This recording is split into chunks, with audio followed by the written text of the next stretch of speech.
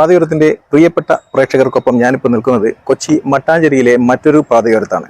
ഇവിടെ 1555 പോർച്ചുഗീസുകാർ അന്നത്തെ കൊച്ചി രാജാവായിരുന്ന രാജ വീര കേരളവർമ്മയ്ക്ക് സമ്മാനമായി നൽകിയ ഒരു കൊട്ടാരത്തിന് മുൻപിലാണ് നിങ്ങൾക്കിപ്പം ഞാനിപ്പോൾ നിൽക്കുന്നത്. പിന്നീട് ഈ കൊട്ടാരം ഡച്ചുകാർ പുതുക്കി പണിയുകയും പിന്നീട് ഡച്ച് കൊട്ടാരം എന്നറിയപ്പെട്ടതും മറ്റൊരു കഥ. ഏവർക്കും പാതയോരത്തിന്റെ ഒരു നല്ല നിറമുള്ള കാഴ്ചയിലേക്ക് സ്വാഗതം.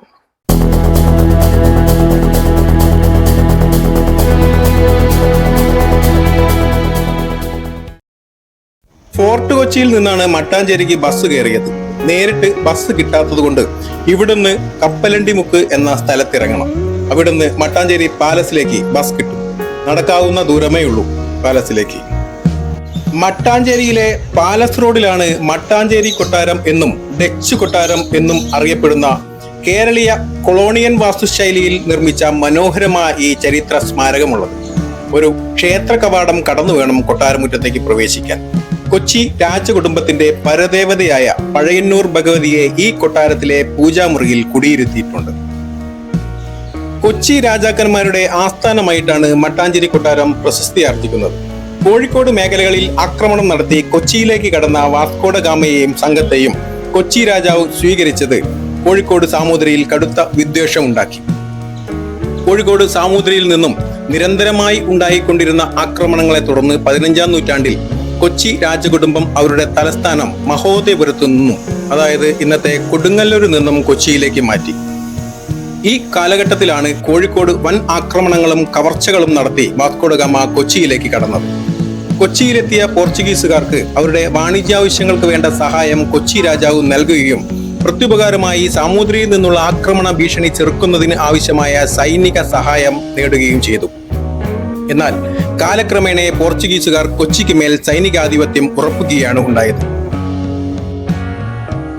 തങ്ങളുടെ വാണിജ്യാവശ്യങ്ങൾക്ക് സഹായം ചെയ്ത അന്നത്തെ കൊച്ചി രാജാവായിരുന്ന രാജ വീര കേരളവർമ്മയ്ക്ക് പോർച്ചുഗീസുകാർ 1555 സമ്മാനമായി നൽകിയതാണ് ഈ കൊട്ടാരം എന്നും ഈ പ്രദേശത്ത് ഉണ്ടായിരുന്ന ഒരു ക്ഷേത്രം നശിപ്പിച്ച് കൊള്ളയടിച്ചതിൽ കൊച്ചി രാജാവിനുണ്ടായ അതൃപ്തി ഇല്ലാതാക്കാൻ പോർച്ചുഗീസുകാർ രാജാവിന് പണി കഴിപ്പിച്ചു കൊടുത്ത കൊട്ടാരമാണ് ഇതെന്നും പറയപ്പെടുന്നു. അതിനെ സാധൂകരിക്കുന്ന കാഴ്ചകളും ഇവിടെ കാണാം. ക്ഷേത്രങ്ങളിൽ കാണപ്പെടുന്ന കൊത്തുപണികളും ചിത്രപ്പണികളും ഈ കൊട്ടാരത്തിൽ ധാരാളമായി കാണാം. പോർച്ചുഗീസുകാർക്ക് ശേഷം കൊച്ചിയിലെത്തിയ ഡച്ചുകാർ മട്ടാഞ്ചേരി കൊട്ടാരം പുതുക്കിപ്പണിഞ്ഞു. ഇതേ തുടർന്നാണ് കൊട്ടാരം ഡച്ച് കൊട്ടാരം എന്ന പേരിൽ അറിയപ്പെടാൻ തുടങ്ങിയത്. 1951 കേന്ദ്ര സർക്കാർ ദേശീയ പ്രാധാന്യമുള്ള സംരക്ഷിത സ്മാരകമായി പ്രഖ്യാപിച്ച മട്ടാഞ്ചേരി കൊട്ടാരം കേന്ദ്ര പുരാവസ്തു വകുപ്പിന്റെ സംരക്ഷണത്തിലാണ് ഇപ്പോൾ. ഒരു പുരാവസ്തു മ്യൂസിയമായാണ് ഈ കൊട്ടാരം ഇപ്പോൾ പ്രവർത്തിക്കുന്നത്.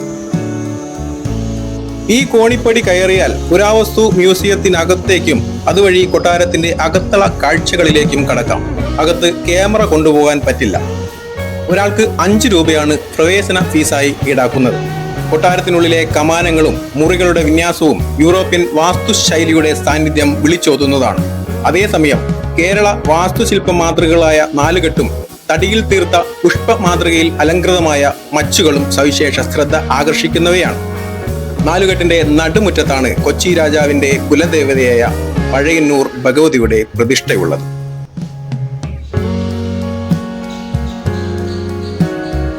കൊട്ടാര ഭിത്തികളിൽ ആലേഖനം ചെയ്യപ്പെട്ടിട്ടുള്ള ചുമർ ചിത്രങ്ങളിലാണ് കൊട്ടാരത്തിന്റെ സവിശേഷത മുഴുവൻ ഉൾക്കൊണ്ടിരിക്കുന്നത്. പ്രകൃതിദത്തമായ വർണ്ണങ്ങൾ മാത്രം ഉപയോഗിച്ചുകൊണ്ട് പല കാലഘട്ടങ്ങളിലായാണ് ഈ കൊട്ടാരത്തിലെ ചുമർ ചിത്രങ്ങൾ പൂർത്തീകരിച്ചിട്ടുള്ളത്. 17-ാം നൂറ്റാണ്ടിന്റെ ആരംഭം മുതൽ 18-ാം നൂറ്റാണ്ടിന്റെ അവസാനം വരെയുള്ള കാലഘട്ടങ്ങളിലാണ് ഈ ചുമർ ചിത്രങ്ങൾ വരച്ചിട്ടുള്ളത്. കൊട്ടാരത്തിലെ പള്ളിയറയിൽ ശ്രീരാമന്റെ ജനനം മുതൽ ശ്രീരാമ പട്ടാഭിഷേകം വരെയുള്ള രംഗങ്ങൾ പാരമ്പര്യ വർണ്ണങ്ങളാൽ വരച്ചു വെച്ചിട്ടുണ്ട്. താഴെ കോവണിത്തളത്തിൽ അപൂർവങ്ങളായ ചിത്രങ്ങളും രേഖാചിത്രങ്ങളും കാണാം. ഇവിടെ ടിപ്പു സുൽത്താന്റെ അപൂർവ രേഖാചിത്രവും കാണാം. ആ കാലത്ത് കൊച്ചി രാജാക്കന്മാർ പുറത്തിറക്കിയ നാണയങ്ങൾ, ആ കാലത്തെ വാളുകൾ, ആചാരപരമായ ആയുധങ്ങൾ, അന്ന് ഉപയോഗിച്ചിരുന്ന വസ്തുക്കൾ, ഛായാചിത്രങ്ങൾ തുടങ്ങി രാജകീയ പുരാവസ്തുക്കളും മ്യൂസിയത്തിന് അകത്തുണ്ട്. കൊട്ടാരത്തിനുള്ളിലെ പഴയന്നൂർ ഭഗവതിയുടെ ക്ഷേത്രമല്ലാതെ കൊട്ടാരത്തിന് പുറത്ത് തൊട്ടടുത്തായി ഒരു ശ്രീകൃഷ്ണ ക്ഷേത്രവും കാണാം.